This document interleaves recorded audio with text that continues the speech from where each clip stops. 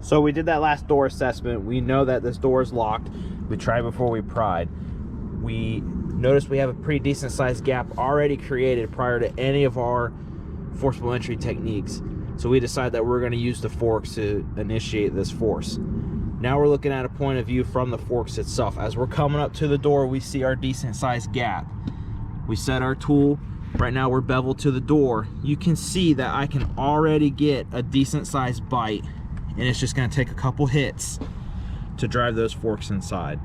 I'm already creating a gap just by doing that. Again, this is beveled to the door. This is the point of view from how them forks are going to look and be positioned.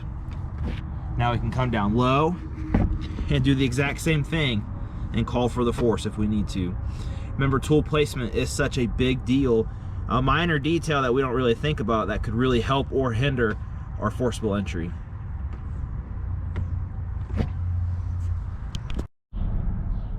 So we're going to do the exact same thing, only this time we change the orientation of our tool.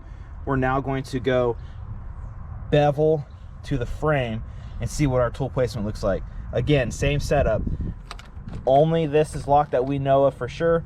We have a decent sized gap that's already created prior to any forcible entry techniques that are done. Our tool placement is going to be as follows.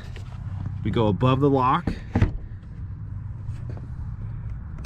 and you can see we have a decent sized gap already created. All we need to do is call for a couple hits and we're already in. We are good to go.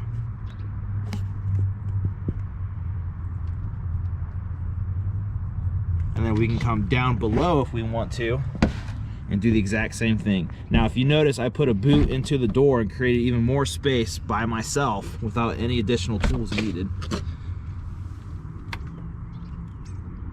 Just a couple hits and we're inside that door. Not a problem.